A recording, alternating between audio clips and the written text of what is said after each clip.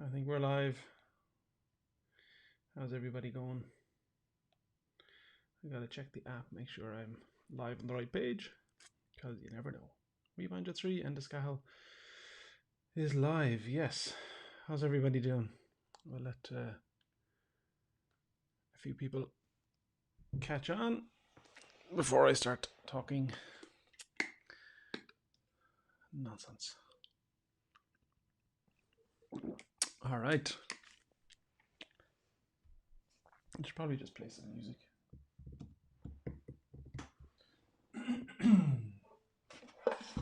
How's it going today?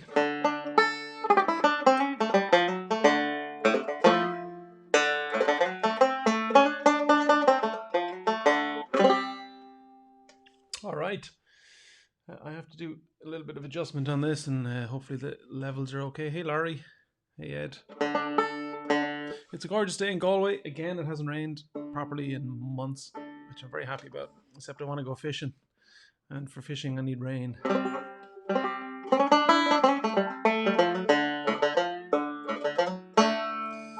Hey, Jocelyn. The librarians are in the house.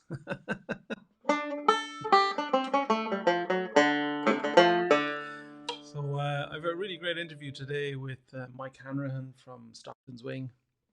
So I'm excited to play that for you. Hey, Robbie Jones down in Spain from Track Dogs. How you doing? How you doing? But Nashville came out there. I'm from Galway. How's it going? Rhonda, rough day. Quarantine is getting to us. Yeah, I hear you.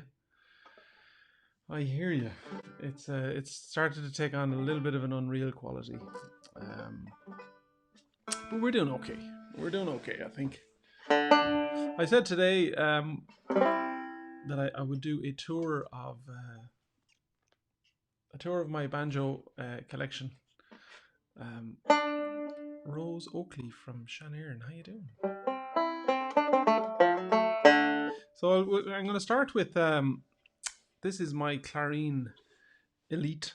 I was doing this at the weekend on a Zoom call with 100 banjo players, and I was trying to figure out where all the bits or where the camera is.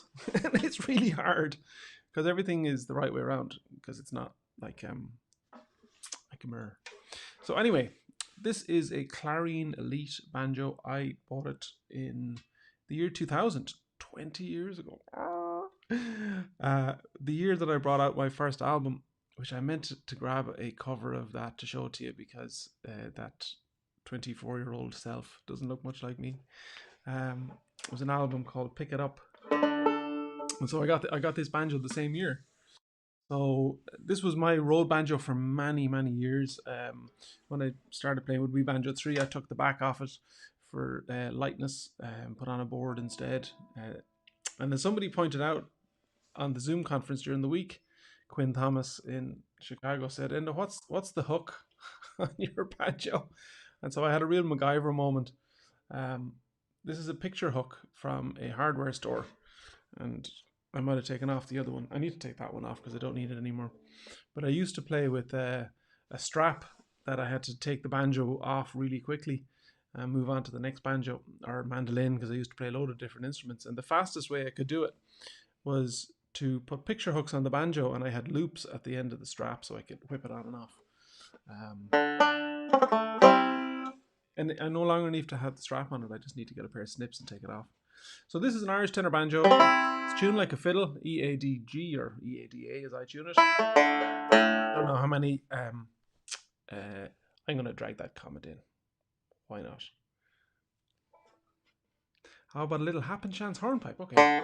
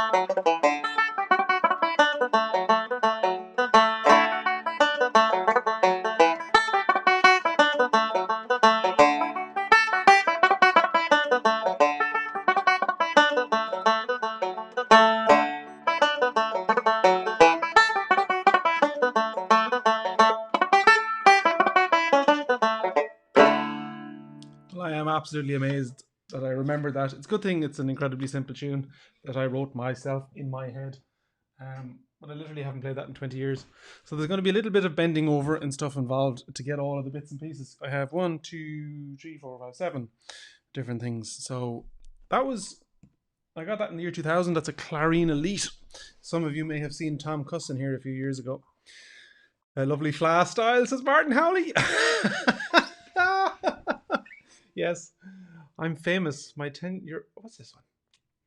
You're famous. My 10-year-old twins saw this stream and exclaimed, "Oh, that guy." I meant to bring in a pair of sunglasses to put on so that people would recognize me when I picked up my banjo, and I forgot.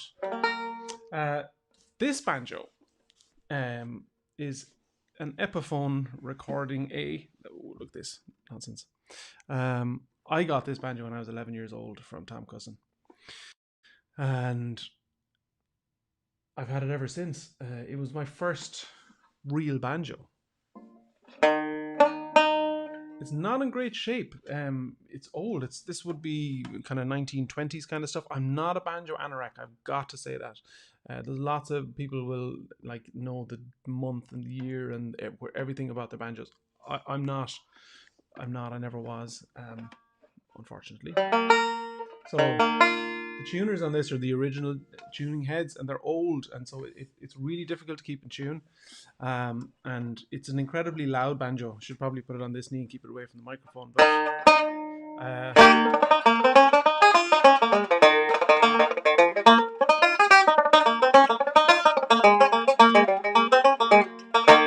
it's a very different tone to the clarine. It's much brighter, much louder.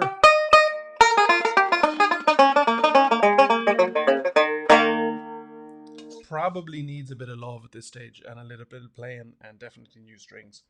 But this is actually the banjo that's on my Pick It Up album. Not many people know that fact because I put a photograph of the other one on the front cover. So, moving through the years, this is another clarine. And Tom Cusson made this for me, I'm going to say about 12 years ago. I can't remember. But this was the first or the second of the Clarine Setanta banjos, which was a new range that Tom and Finton were making out in Clarine banjos. And it's absolutely beautiful. And it was one of the first times I think that Finton did the Tree of Life inlay on the neck and on the head. So it looks gorgeous. And it has all the gold, and then it has a lovely bird's eye maple on the pot and all the nice bindings and everything else. And kind of an interesting tale, really, in that it was very much an experimental instrument. The walnut is unusual for banjos, and so it has a walnut neck, and it had a walnut tone ring on the inside. And walnut is a very soft wood in comparison to what is usually on would be like a mahogany or a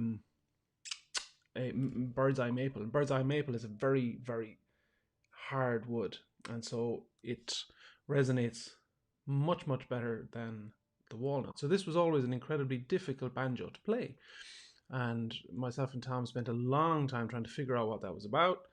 And eventually what we came down to is that the walnut is just a very heavy wood, and it's quite soggy, and for banjo it just didn't resonate, so the banjo didn't vibrate the same way. So we replaced the tone ring, which is the wooden ring that's inside.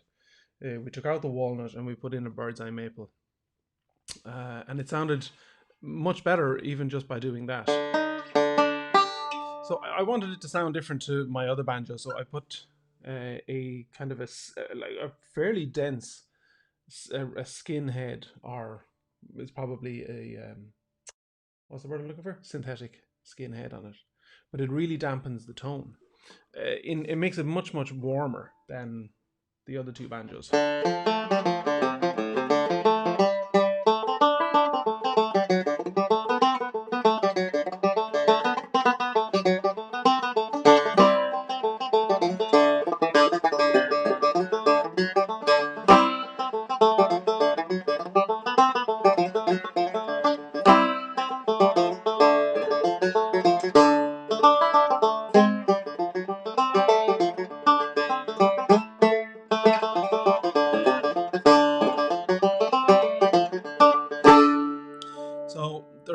And somebody says here that walnut is used a lot in.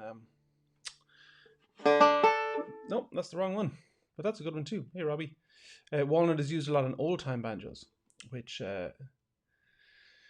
makes a lot of sense because the difference in tone in this is it's much warmer and much deeper, even though it's tuned exactly the same as the other banjos. Breaking news: Enda Skahal is a skinhead. Well, there you go. That's just because you can't see the top of my head.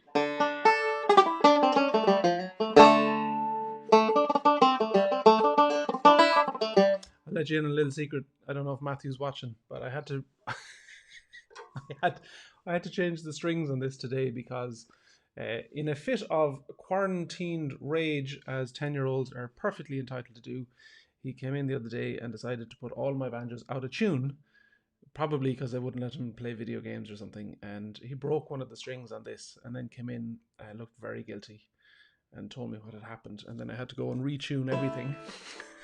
And I had to replace all the strings on this as well, which wasn't a bad thing because they've been on for a long time. What strings am I using? So on my banjos that I take out on the road, I use elixirs because they last for a very long time. Other than that, I will be changing banjo strings every night or every second night, and that is just a pain. They probably don't sound as nice and as bright as if you could change to bronze wound strings every night, because they would be the warmest and the sweetest sound, but you couldn't be doing it every night. So elixirs, they're nickel wound, and the only one that I can't get in an elixir, now this is technical details, is the A string, and I use a D'Addario. Michael Duggar, you play the accordion, Michael. You want to know gauges and type of picks? Well, fair enough. Currently using a Dunlop Flow 60 pick. Now we're getting into the detail. And the gauges 32, 26, 17, and 11. Now, Matthew Russell said is both horrible and very impressive revenge. I'm going to go with the very impressive.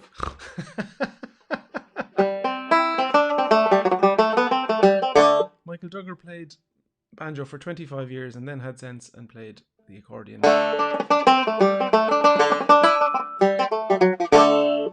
Okay, is there really any competition with Dave's hair? No. Not a hope in hell of competing with Dave's amazing hair. Shannon Beck. Well, here's a good one. What would you recommend for first decent banjo that could be used for performing? You do need to spend a bit of money if you want something decent. If you're playing banjo for fun, then you should start out with a fairly straightforward $400 or $500 banjo, and that will get you going. And they're usually, to be fair, they're usually Chinese instruments that are set up by either Tom at Clarion Banjos or something like Deering Banjos in the US, and they will get you going. But you don't want to jump in and spend $2.5 grand on a banjo because that's a lot of money. Snort was cute. Did I snort? I snort and I'm laughing. Thanks for that, Nicole.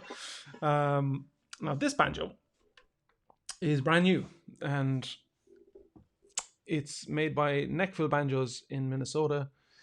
Tom Neckville, who made my banjo that I have on the road, which I'll show you in a minute, asked me if I wanted to collaborate with him on the design of a banjo.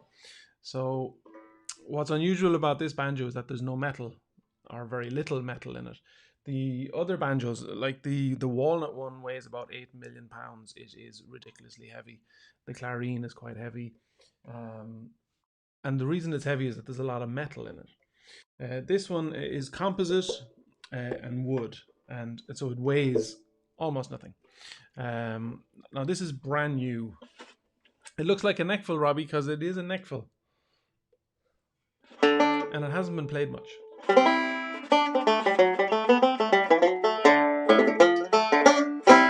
So it's going to a good home in Ohio fairly soon,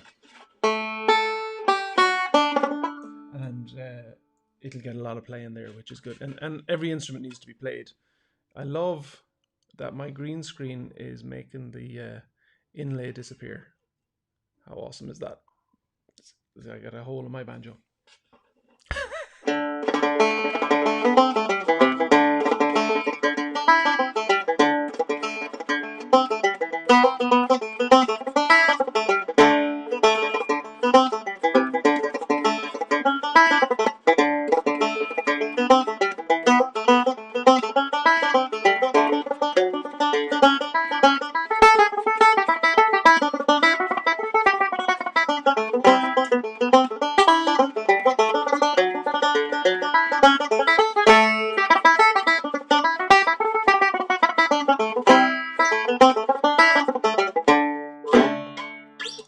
So this, yeah, this is what's this maker again? Let's get this here. Sorry now for being.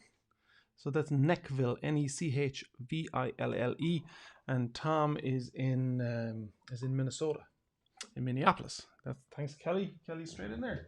So that's that banjo. Now for the oddity of the bunch. Now this definitely won't fit on the screen because it's too long. How many banjos do I bring on tour? I bring one banjo because one is too many. I couldn't be bringing any more than one, particularly because we do. I travel from Ireland, and the way we're currently touring with rentals and that kind of thing, we don't have the facility to bring a whole bunch of instruments. Though, if there's anybody watching that wants to buy We Banjo Three a van, we will accept it, and we'll put your name on the side if you wish. So there you go. We've never said that before, but we've been talking about it for ages. So now, this is my neckful banjo. This is what I play on the road. The banjo geeks are going to give out to me now because technically this is a plectrum banjo, and I'm not getting into what a plectrum banjo is versus a tenor and all of that because it's hard going. The two standard banjos in Ireland are a 19 fret, which is what I play. There are 17 frets, which is what's known as a short scale banjo, and then this is a 21 fret banjo. But what I asked for and what I got when I spoke to Tom was something that has the shape of a tenor, Irish tenor banjo, but has the neck of a 5-string banjo. And what the long neck does is it gives it much more resonance, and it's this beautiful banjo. So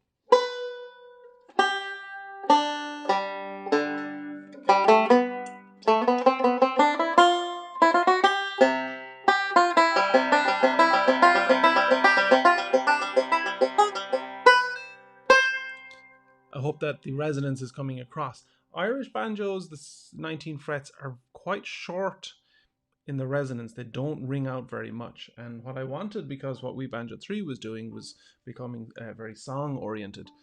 The Irish banjo for backing up songs or the old timey sounds that we were producing, it just really wasn't sitting into the mix properly. So I ordered this banjo from Tom Neckville. I wanted it to be very light, which it is. It weighs very little. The neck actually weighs more than the body, which is very unusual. There's a synthetic skin head on it that's colored, which gives it that old-timey look, which is beautiful.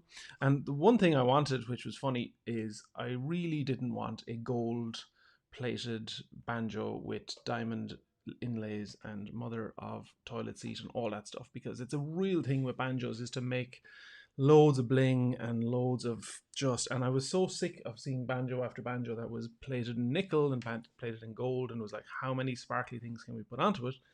And I said to Tom, I want a banjo that's essentially black and has nothing on it. And so Tom was making it away, and then he says, so he dyed all the wood black. And he said, what about the inlay on the neck? And I was like, I don't mind. What do you have? And he said, I have turquoise. And I was like, ooh, I love turquoise. So that's how I ended up with a bit of bling on it. And you can see, if we get up close enough, that there is an Irish salmon inlay on the banjo, which is very pretty. And this is tuned a tone lower than a standard banjo. So it gives you that really deep, throaty sound, and it's absolutely fabulous. Have you ever played with Steve Martin? No, I would love to play with Steve Martin and chat to him about banjos. That would be wonderful.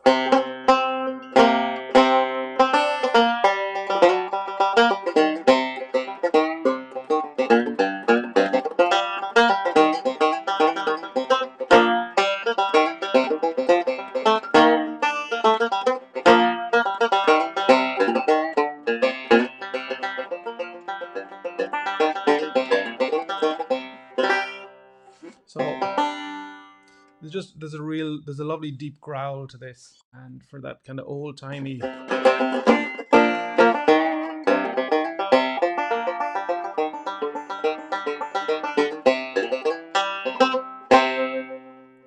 Is lovely. I love playing it. It's beautiful to play acoustically. It resonates really nicely, and there's a lovely tone that comes off it. And I mean, Ohio is in the house. Did you get those glasses purposely to match? I did. Not. Okay, so that's all my banjos. But I have one last thing to show you before we get on to the wonderful interview with Mike Hanrahan. And this is my resonator tenor guitar that I bought in Nashville a couple of years ago. A shell. I don't know, Dave. That's a good question.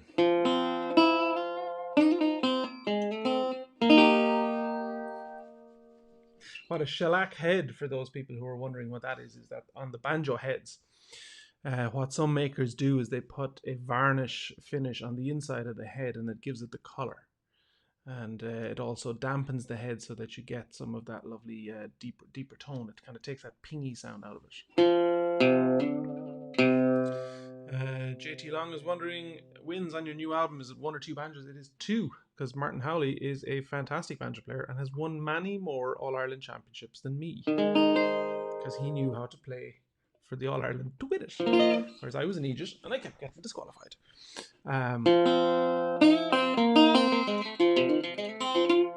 So I went to Nashville a few years ago, and we were in Carter's Guitars, and I was on the phone to my wife, and I picked this up and I started playing it, and I was like, Jill, I need to ring you back. And I walked out the door with this, and I absolutely love it. Well, now I'm after getting the right education. Shellac is made from crushed beetles. I want to see that process on YouTube.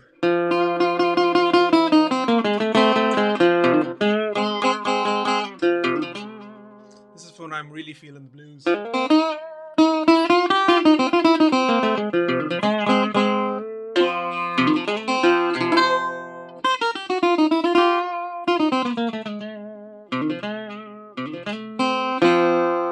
normally when I get to take this out, I go to a pub near Headford in County Galway, and there's a few members of the Whileaways that do a show there, a session, really a jam session on a Thursday night, and God, we miss that. But it's loads of Americana songs, Gillian Welsh and Dave Rawlings, and a bunch of their own songs, and I bring this, and you just got all guitars and double basses, and all the lights are off, and it's just really cool. And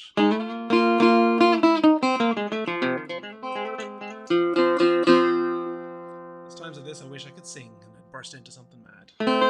Anyway,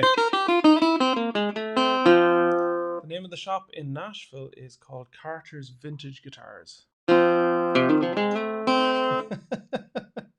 Martin Howley's online tonight with the breaking news. Endless Gahal crushes the Beatles.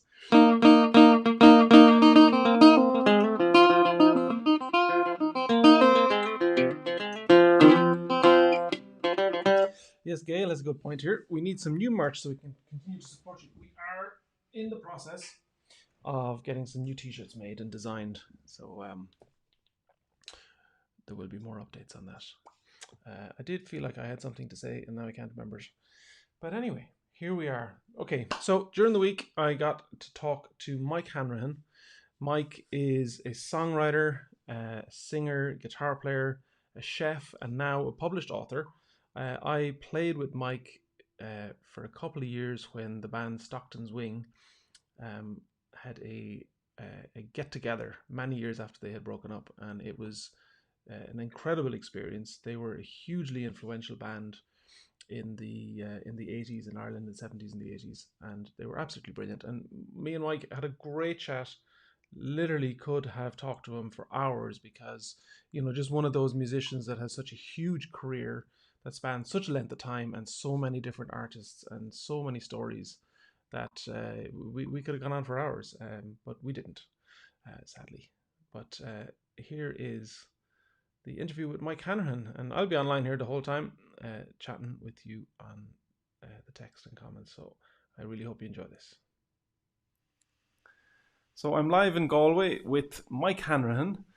Mike is in Dublin, very, very famous and very well-known singer and chef and guitar player.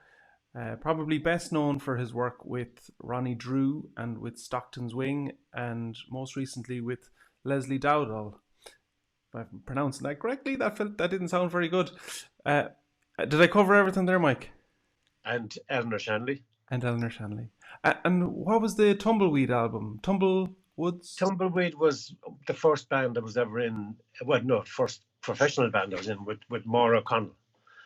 That was back in the late 70s when, just after I left school, I had been playing guitar as a solo artist in around Dennis and that, and then I teamed up with Maura and we set up a duet called Tumbleweed, and we did our first Irish tour of the folk clubs, because in those days the folk clubs were very popular gigs, and the folk clubs were organised by a central committee.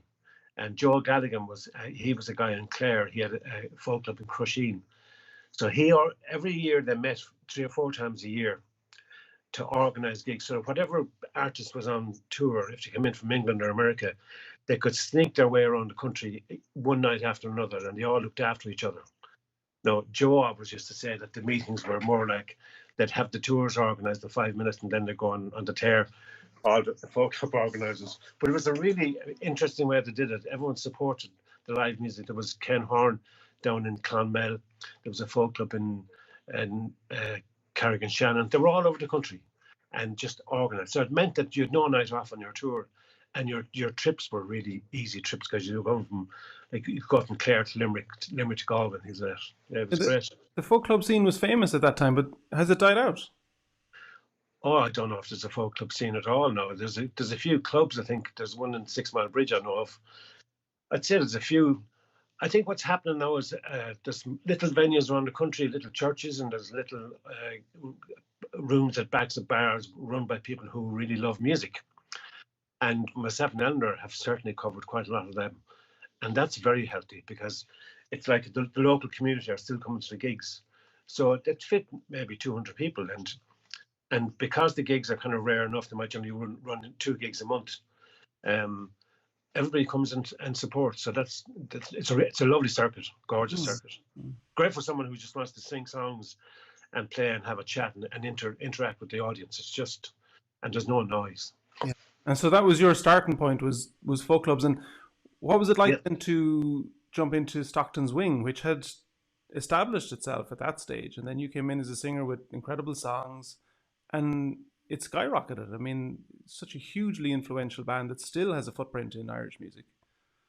yeah. I'm very proud of what Stockton's Ring did, and I think when you more so since I left the band, like, we're back doing a few gigs now, but I was away for many years doing other things, and you're able to look back at the band and appreciate what we did do, and how how dedicated we were to our craft, because we really literally ate, slept, drank our way through Stockton's being every morning, noon, and night, and the whole thing was centered on getting the songs out, getting them written, getting tunes written, getting the tunes arranged. And we would spend days and days and days inside in a rehearsal studios in Dublin, and then we'd present our arrangements. So we were just dedicated to the sound of Stockton's Ring. We were never driven by money. We were never driven by that, looking for fame or anything. It was just about making good music and getting out there and having good crack with the gigs, and that's what we did. Um, we recorded quite a few albums, but we had some great times. We toured all over the world, and it's so nice to hear young bands now tagging the band. Even to hear you saying how influential the band, that really means an awful lot Hmm. to us when we hear that, because it makes you feel kind of, yeah, you've done something to the music, and people appreciate it. And I love the younger bands. I love working with the younger bands now. Stockton's being meet a few of them, like Moxie and those, and we kind of we connect. And then there's a couple of young musicians in the band. Tara Breen is with us. I mean, and she was kind of born and reared in the Stockton's Ring tradition, so she kind of just fitted in perfectly to the band. And Carol Lynch, another great player. So it's good to connect.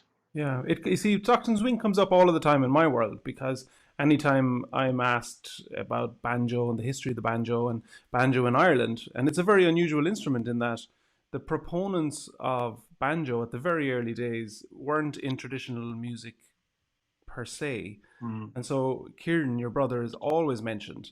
But the banjo became really popular in what was essentially an Irish rock band or a Celtic rock band infusion, which was what Stockton's Wing was. And then Mm. you have Jerry O'Connor, who was very influenced by bluegrass. And going back before that, it was Barney in the ballads. Yeah. So having a conversation about traditional Irish music and the banjo, the three forerunners of Irish music and Irish banjo were actually not in the tradition at all. And Kieran made the banjo very, very cool, particularly that headband. Yeah, he was pretty cool, all right. I love throwing him the odd video as when I find one online. I send it over to him instead. Look at what you were like once upon a time. And interesting that his greatest influence was Barney McKenna. Um, Barney used to had this amazing piece of music called Barney's Mozart. It was his stage piece, and it was a really intricate banjo piece. And I think it was an old Mozart tune or something that they had uh, fancied up a bit. But that was Kieran's party piece then, because he learned that from banjo, the playing of Barney. And of course, when we met the Dubs, then the Dubs became our great friends. At a very early age, we kind of hooked up the Dubs, and Barney, and particularly Ronnie, they were great pals to us as well. So it was, to us, it was we were meeting our heroes. And I think Kieran kind of, he would have come from a very strict traditional background, whereas I didn't, even though the family were steeped in traditional music. But I kind of was singing Leonard Cohen at 13 or 14 years of age. Kieran was doing all the flares. And I think for him to move out of his comfort zone of the trad and get into that and rocking it up a bit and dancing, like he was, he moved on stage, you know. And I mean, when you hear him now on Kaylee House, you think, just did he do all that? And he did. And He he did. was a bit of a rocker, yeah. He sort of cleansed himself with his solo album as well, which was as traditional as he could get. That's right, yeah. Yeah. It was way back, yeah. Yeah, yeah. I think it was a kind of a ritual. It was like a confession sort of thing. Yeah. I'm sorry, mea culpa. So you had some huge hits. A beautiful affair, I think, being the foremost of them. The mountains seem look closer than before, and you wonder why. You know in your mind that there's no good to hide. The only way is living to survive. It makes you feel alive. See all the doors swing open, your life unfolding before your very eyes. Such a strange affair. Walking around, coming to the sound, forget you down, feel the air, a beautiful affair.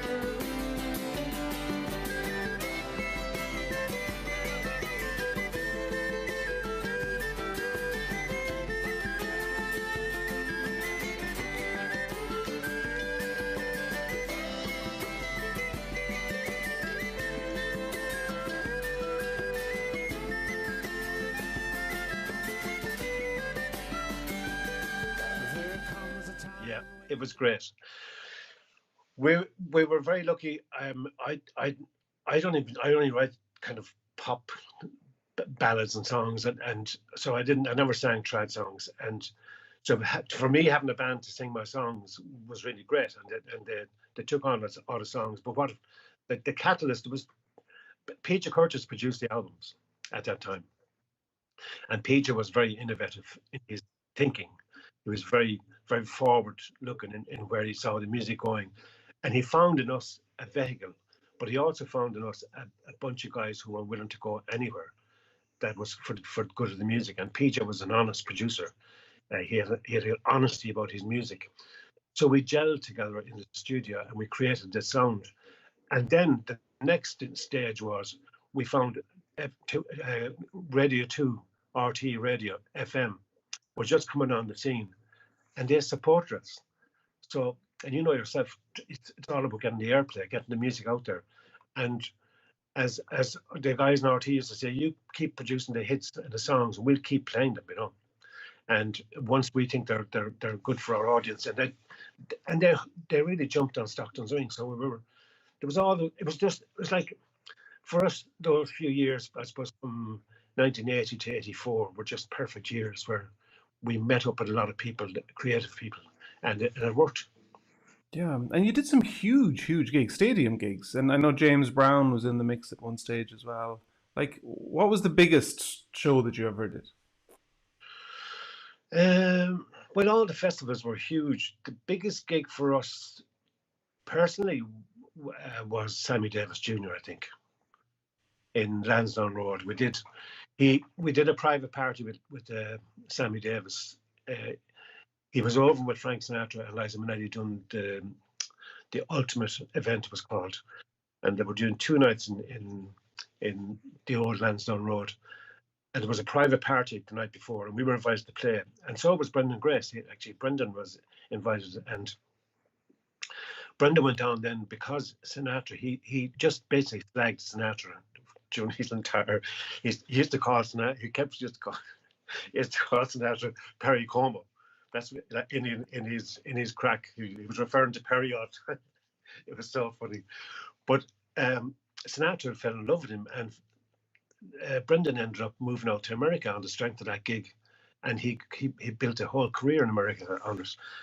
But we did this. We were doing music, and Sammy Davis came over to us and before the gig and talked to us, and then afterwards he came over and he says, "I really would love to if you guys come and join me on stage tomorrow night." And he says, "I'll tap dance," and that was. It was the beginning of 2 amazing days, and I've said it to several people. Even when I wrote the book, I did a special piece for this because it was a pivotal moment for me in my thinking and how I approach life. Because when I thanked Sammy Davis Jr. on the Sunday night, he was in the dressing room with us, and we were chatting away, and I was kind of, "Yeah, you've no idea what this means to us. We're so thrilled about this." And he just stopped me and he says, "Mike, life is a two-way street. You know, never forget that." He said, I'm here in Dublin and I've got the best band I could have on stage with me. That's good for me," he said. "And I know I'm good for you. So it's a two-way street." And I've never forgotten it. And I use that in my life. I teach young musicians.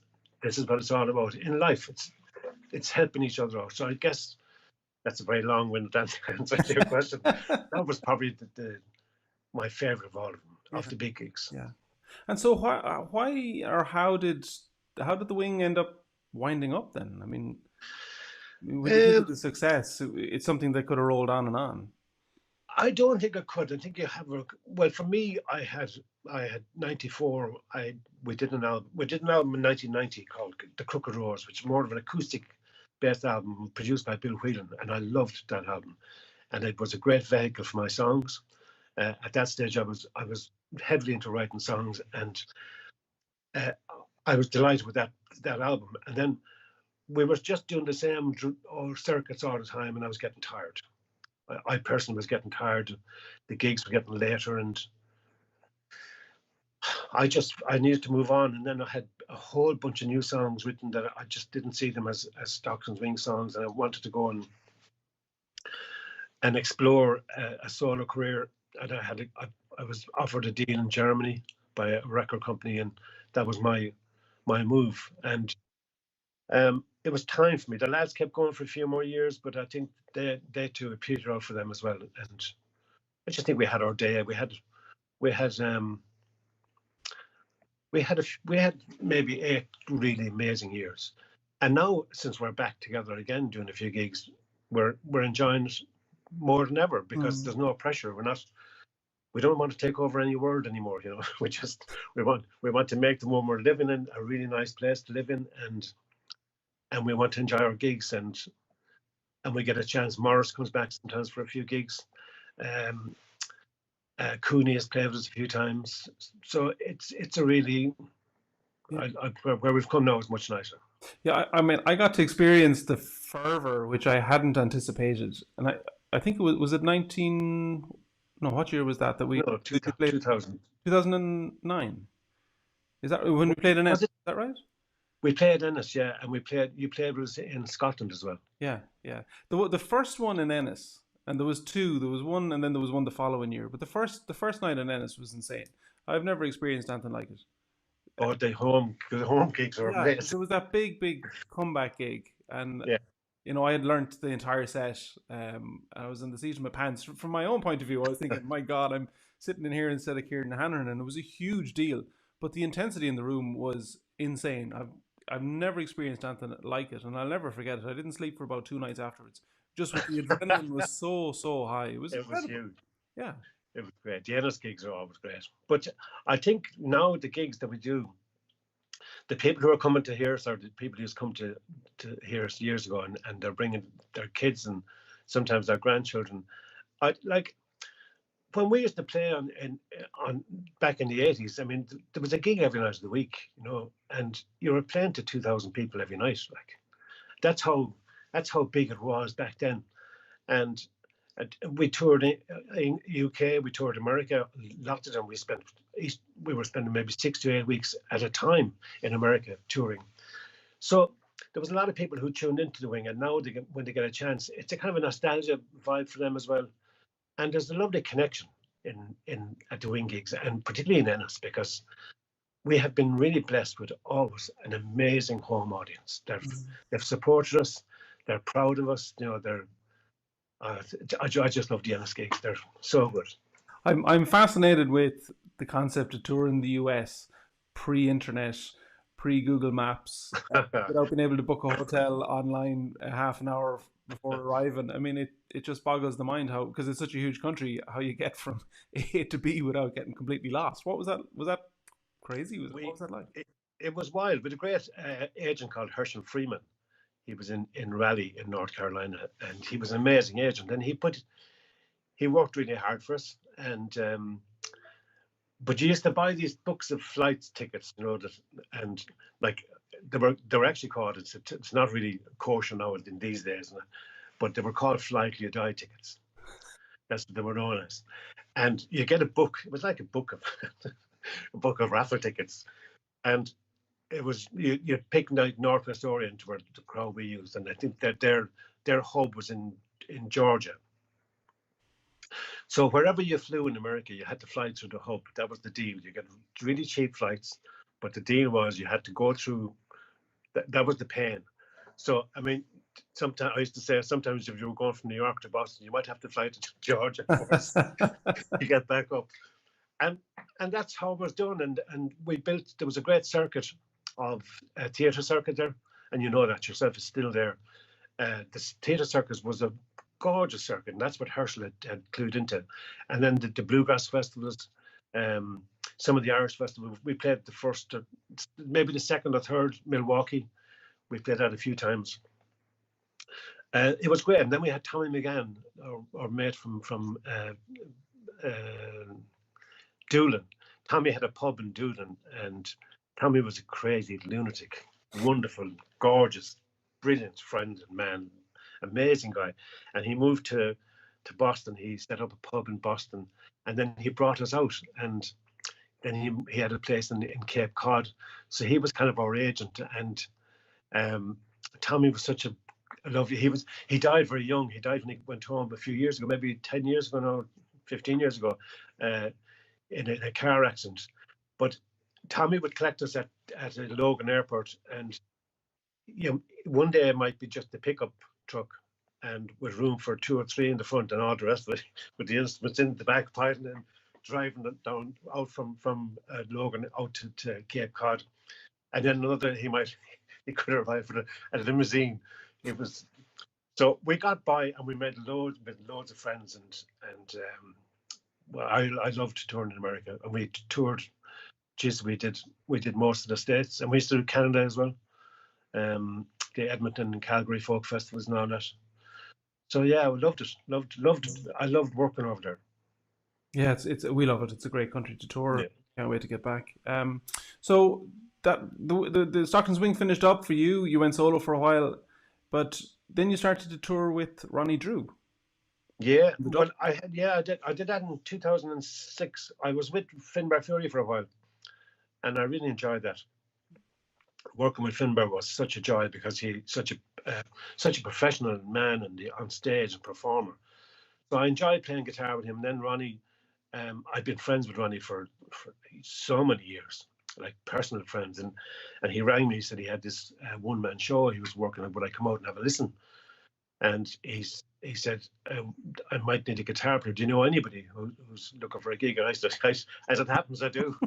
So I went out to the house, and I always remember he sang Raglan Road, and he said, you take a break there now, like a solo.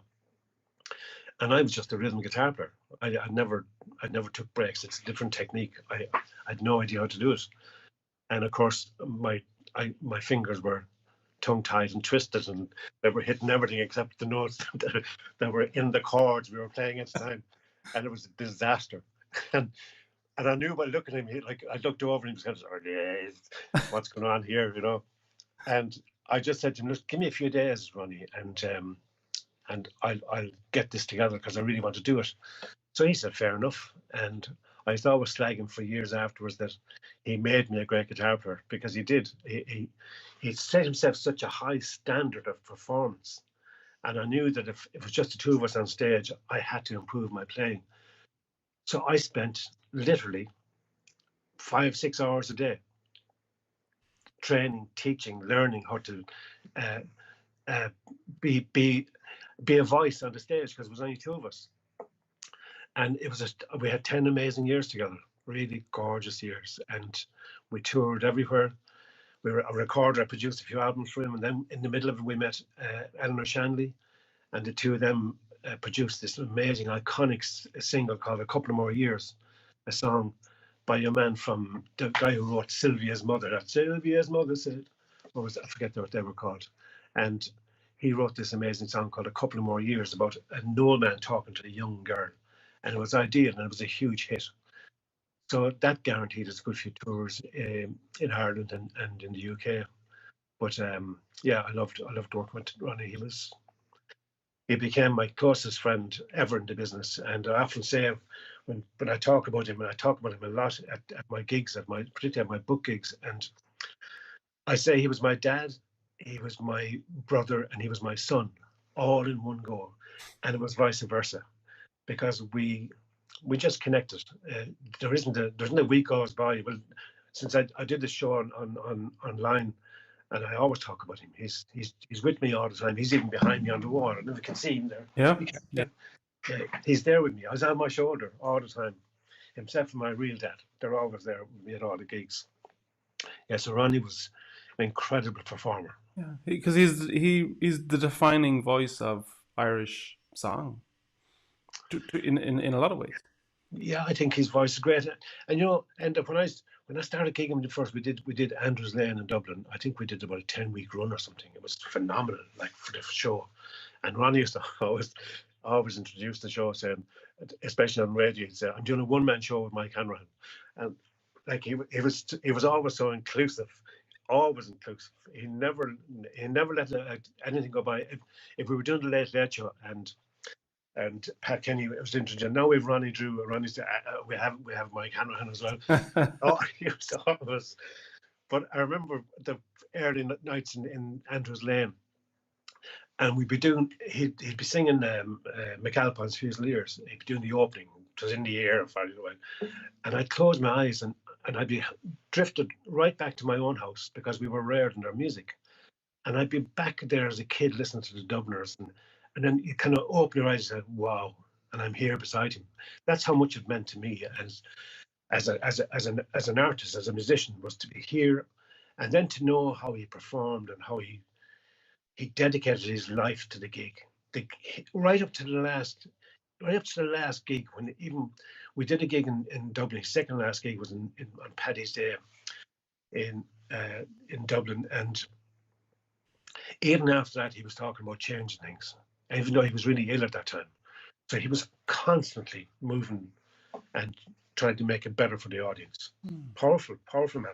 When another little drop on the heart of the old Dicey Riley.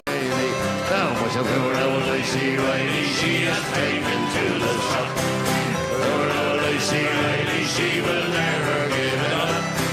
It's off each morning to the pot, and then she's in for another little drop on the heart of the old Dicey Riley. Do you prefer live performance or studio? Well, I'm not a great fan of the studio, but even though I love production. I love that side of it. And when I was in the business years ago, I produced a lot, and I really enjoyed bringing things together and getting some ideas. That was my favorite part of ever in the studio. The recording in the studio, I find just a bit, sometimes just a bit clinical, and you've got to do the click tracks and all that. But I think the next album will be my next album will be a solo album, and I think it'll be very relaxed. I'm going to bring a couple of people out. Sharon Howley has done a couple of gigs with me. We had a thing, Sharon and Tara, and we had a kind of gig on Mike Hanrahan with strings attached, and it was really nice. And I think that's where I'll go with the album. It'll be a nice acoustic kind of feel to it, maybe a bit of a kit in it as well. But I'll see how it goes. I'm much more relaxed in the studio. I have my own setup here for demos and that. So you kind of the studio. I don't fear the studio like I used to, because I used to dread that going into the studio. And, Yeah. But I'm looking forward to getting back to record. And the thing is with Gavin, I'm very relaxed in Gavin's company. So, and he can say anything to me, and I can say anything to him, and we don't take offense to anything, except we all know that we're going to the right area. It's like if you co-write a song with somebody, the first thing you do is leave the ego outside and you just work on the song, because that's the only reason you're there for it. So it's always a healthy way to work, I think. Yeah. We had rule number 6 written up on the board at our last album. It's a comedy clip, and essentially rule number 6 is don't take yourself too seriously. Yes, yeah. Because no one else does. That's right. Yeah. And my God, ego causes so many problems, or can, It's Oh God, yeah. It's man, it's crazy. I remember one time I felt like he came in, and we set up a songwriting thing, and he came over to me, and he came in the door, and he says, before we start now, he says, Mike, can we start out the publishing? And I said, what? I said, in fact, what I said, but the publishing on what?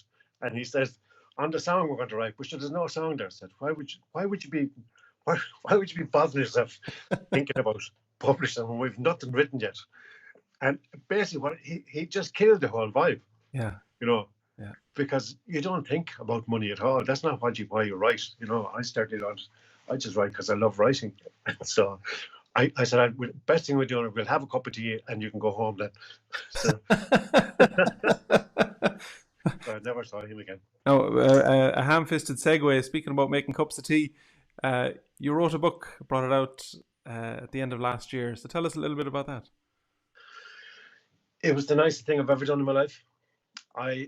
When I was cooking for 10 years professionally, and I'd been in all sorts of kitchens, and at once I was trained in Ballymaloe went down there as a student, very old student, but I loved it. I fell in love, and I came back to Dublin, worked in a few restaurants, and then the job came up in cookery school in Ballymaloe as a teacher, so a trainee teacher. So I went down and did that. And I ended up 4 years in East Cork. One of them was full-time as a teacher. And then I ran a place for Pat Short. And that was really fantastic. We used all these amazing local producers, and they all appear in the book, these incredible producers in the area.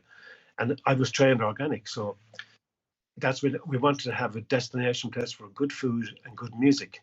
And I took over the running of the music in the pub, and I remember one time there was a fella, and I'm just had to think about it now.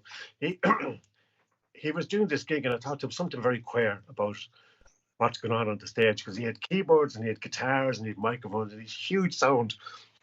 And I took one look at him, and I got up closer, and he was doing these solos and guitars. The fingers were nowhere near where he was doing it. So I said to him afterwards, I said, can you play the guitar? He said, no, I can't. I said, why are you doing it? I said, the crowd think it's great, he says. And I said, do you play the keyboard? Geez, no, that's all recorded, pre-recorded. I said, but you do sing. Oh, sometimes I sing, all right. So we paid him that night. We said, you need to find another venue. And so I took over during the gigs, and we brought some amazing musicians in. I remember Roy Buckley, I met him there. And it was Roy got me back singing on stage again, the great ballad singer from Cork. And I had all these experiences in cooking. I worked in a beautiful place in Dublin called the Arts and Parlour. Same thing, we used all local producers and created wonderful food. So when I was coming to my natural end in the cooking, because I was getting tired of it, and I wanted to go back playing music, I thought it'd be really nice to write a book about it, or write something. So I wrote a chapter about Ronnie Drew, about food and music. Because food and music have been like parallel lines in my life as long as I can remember. I've always loved cooking, and I've always loved music. So some people said I was crazy to write. And then I wrote a chapter and I sent it into the first publisher. A friend of mine gave me a list of publishers, and I had them from top right to the bottom. And I also started reading about how to self-publish. And for whatever reason, I went to the top with HarperCollins. And a guy there, Owen, the head of HarperCollins in Ireland, read it, and he rang me, says, I really like this. And I couldn't believe it. And within 2 weeks, I had a publishing deal. And he said, you probably need to get an agent. I said, sure, I don't need an agent. I said, give me a look at the contract. I said, we've signed all these record contracts.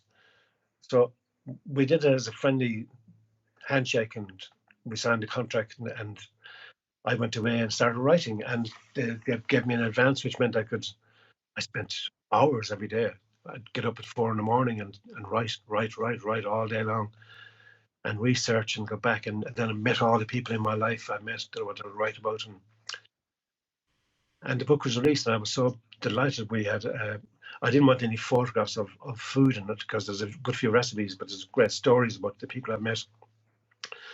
So Charlotte O'Reilly is an Irish artist who lives in Amsterdam, and we got in touch with her, and she sent over a few sketches, and we said, yeah, let's go for it. So she draws these amazing illustrations that go right through the book. And then there's the stories of all the people I met, everybody, all the great people, Ronnie, Finbar, Maura, my mum and dad, my grandfather. And it was released in October, and I was so proud. The day I got the first book it was the proudest moment of my entire creative life. And then we were told that on Post we're shortlisting it as for Irish Published Book of the Year. I thought, oh, Jesus, hold on.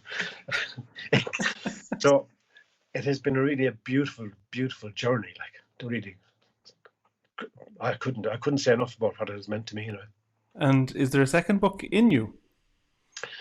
I've been dicing with it because the publishers are asking me, and they're saying, and I don't know. I'm doing a blog every day on Facebook. I might do that, but I'm also writing. I'm writing a musical, and I have all the songs, because I've a lot of songs written that will fit into the musical, and so it's kind of work of fiction. So it's really interesting. So I think I might concentrate on that as my next writing. I'm certainly doing that. I work at it here, just trying to write a fictional story, which I've never done before. So I guess that could be the next thing I'll write, I think. Yeah, for sure. Yeah. You don't strike me as the kind of guy who's going to put the feet up at any stage and go, well, that was great. Thanks very much. I'm going to go and play golf and read stuff now. No. That's not really an option. Then that doesn't cross my timeline at all. No. Why would you? Jeez, I lost a couple of friends in the last few years, and to cancer mainly. And I've done a few eulogies of my friends, and I think, when I'm here, I might as well make the best of it and enjoy it. And if there's something I can do, I'm going to do it. And that's why I love working with Eleanor Shanley. I love working with Leslie. I love being back with the Wing. I love doing my book tours. When we start, I love all that. So why would you stop? No, sure, I'm only a young fella. Would you say you're restless? Yeah, my wife would say so. That's usually. If you want to know how I am, ask my wife. That's quite... Yeah, Donna would certainly say, yeah, you could be right there. That's wonderful. Mike, thank you so much for taking the time to chat to us. I feel we could go on all day. There's so much. I mean, we haven't scratched the surface of stories, but people should go and buy your book because I believe there's fantastic stories. Yeah, the book is. Let me see if I have a copy of it there. Look at that. See that? Beautiful. It's a beautiful book. Really, it's a beautiful production, and that's available online on Amazon or on HarperCollins if people want to buy it. I'd love you to buy it. And there's also the audio version, which I really enjoyed doing because I sang a few songs for the audio one, and that was great fun. Wow. So Yeah. you narrated it yourself, yeah? Yeah, Wow. yeah. Yeah. I should have to. I had to. I couldn't. I mean, I couldn't have an actor doing it. I mean, Yeah. because the book is a very personal journey, very personal story. And as you said yourself, sure, what else would you be doing? Yeah, not less. I went up to Gavin, and he had a studio in the mountains, and I went up and spent a few days with Gavin, and we had a lovely time. And it was the first time I'd read the book. So it was the first time anyone else had read it apart from me and my publishers, because I was talking it. I could get the reaction from Gavin. You could hear him in laughing away and things. So it was a lovely experience. And then we decided to put a few verses of the songs that appear in the book onto this, and that was a nice touch. Wonderful. So I'm excited to see what you come up with next, Mike. And when all of this lockdown and quarantine is over, I'm sure you'll be raring to go no more than the rest of us. All of us, I think, will be that way. We'll be at the gate, and all of us we'll be like a herd of cattle, just and we'll all be off. And I'll never refuse a gig again. I don't care where it is. I think the player, yeah, I won't even ask them where. I'll just be gone. We had Kieran came and played a set of tunes with us in Whelan's last year, so we might do a We Banjo Three Stockton's Wing Night, and we could coax your brother Kieran back on stage with us. Good luck with that one. Well, we could hoodwink him into it. But I would certainly love to come and sing a couple of songs, G. Yeah, it'd be magic. Absolutely love it. Yeah, jeez, let's do that. I'd love it. Yeah, wonderful. Mike, thank you very much. Appreciate your My absolute pleasure. It's just a pleasure talking to you. Before you go, you're on Facebook Live. Is that right? Every day? Every day during lockdown, I think tomorrow will be day 50. And I go on and I write some recipes in the morning for people who want to like bake or whatever, cakes or hot foods. And I research the recipes and I put them up, and then I write a little blog. And then at 1:07 every day, give them time to come back from the job and then sit down, have their bit of lunch and sit down. And loads of people, there's hundreds of people on every day. And the interaction is amazing. And we do recipes, and then I sing a few songs, I tell stories. And where can people find that at 1:07? Mike Hanrahan 46 is my page. Wonderful. On Facebook, Mike Hanrahan 46. Yeah, I'll pop up a link to that. And I've recorded all of them up there, so they're all there. So if people want to watch 49 hours of Mike Hanrahan, it's all up there. Good luck to you. Sounds good to me. Mike, thank you very much. Stay well and stay safe, and we'll see you after all of this. A pleasure, and then you too. Say hello to all the crew. We had it all. We had the best of times. We had a life that dreams are made of. Wonderful. I really enjoyed that. I spent 3 hours editing it, and I loved listening to it over and over. And it was great to listen to it again. A lovely, lovely man. Loads of great comments. So Mike's Facebook page is Mike Hanrahan 46, and at 1:07, which I was really tickled at, he's live every day doing recipes and singing songs. And his theory about 1:07 is that it gives people a chance to get home, make a sandwich, and sit down for lunch. So for the Americans, that's 1:07 p.m. Irish time. So that's breakfast time for you guys. Mike is a great. I really enjoy that. Mike is a great character, and I loved playing with him back in the day. And look at me, 7:04, nearly on the hour. So thanks everybody for tuning in. I'm going to turn this on and off again because I really enjoyed it last week. Please do share it. Um, we're going to take a break for next week. I think Dave is going to announce it on Sunday, but we've been doing this for 7 weeks, really, really enjoying it, loving it. We need a break. We just need a week off to not be on social media for a week for our own mental health and resting and all of that kind of stuff. But it's just for a week. We will be back. I have loads of people lined up for chats for the next couple of weeks. And I'm loving this, and it's great to see all the comments. It's great to see everybody online really enjoying it. Yeah. Now I have 3 tons of topsoil to put into a new flower bed that I made during the week, so I'm gonna go and do that now. So we'll see you in. Fergal is on Friday. Fergal's Fiddling Fridays at the same time, 12 p.m. Central Time. And I'll be back here in 2 weeks' time. And I should mention that we Banjo 3 have some absolutely bonkers ideas for some Facebook stuff over the next couple of weeks or months, because we're going to be here for a while. But we have a couple of really, really exciting projects that we're going to launch fairly soon. So do stay tuned. I think you'll really enjoy them. And that's it for me. If you want, there's the PayPal, We Banjo 3, and like and share. All right, guys, have a great day. Stay safe, and we'll talk to you when we talk to you.